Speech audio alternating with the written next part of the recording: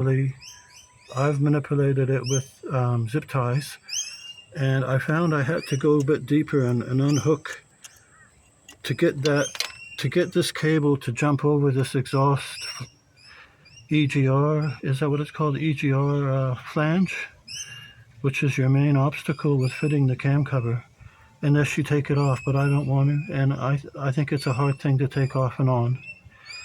For me, it seems that way, up to you, but so to get this cable to jump over that, I had to undo more of these fittings here, and then I got more play where I could just get it to jump over that exhaust valve flange, and then use Velcros again to manipulate this area. And I needed to pull that one. I used this bar here to pull that one back a bit more because it was hanging down too much on the road. Now, this was still a problem, and so I used a zip tie to this brace, and I got an extra 15 to 20 mil zip tying it under tension, and it lifted the EGR about 15 to 20 mil. So then when you've got to that stage, you want to practice dry fitting. So in your mind, you know what you're going to do. And the other thing I want to point out is, if you can get a shot in there, you need to understand how that is in your mind so that you can feel it when you're doing it. So there's like that part, the upper part pokes out and then it goes in. So when you're fitting it, you'll hit a block and the bolt holes won't line up. Stay up high as you can, and then you just slowly tilt and you'll feel it go in. And then you can come down. And I've made a mark there, and I've got a bolt. Use one of your bolts so that when you get it in, you put your bolt in, line up your marks, and then this isn't going to try to drop on you.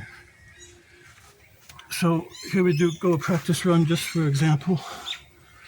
And you got to scrape just under this. And you're scraping under there. It doesn't matter if you scrape the top of this. It really doesn't matter. Scrape it. And then you know you're getting the most clearance out of this. So I put the nose in first toward the front of the engine.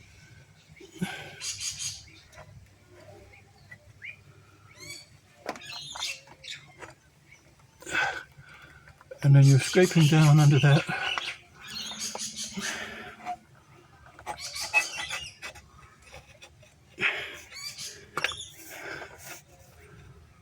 Then I've got to drop down just below that. Now my flange has stayed clear of anything. Now you feel that obstacle. So go here. You see how the bolt holes don't line up? Can you see that? Yeah. Because you're hitting that protruding thing at the front. So then when you're ready, you just angle the front of your cam down, and it'll reach that point where it can just go in.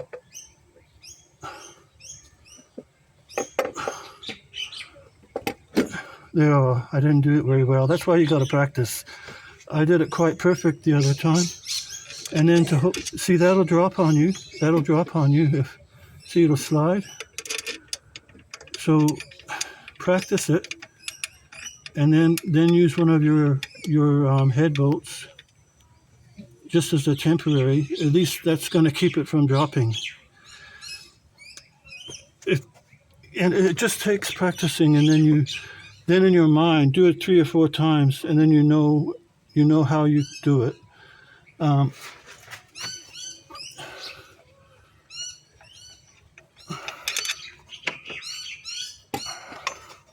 So you always got to go directly under that, scrape it, and it's just getting the right angle. And you got to lift that end, or you'll scrape your gasket on those wheels. It's pretty tight. These wheels here are the real trick, and this. Now, I did take out these bolts here. I think they're an E4, E5, E-Torx 5, but it really doesn't matter. They don't get in the way of anything. It's really this clearance from there to the wheel, and then dipping down under that end bit and getting used to it in your mind so that when you do it, you already know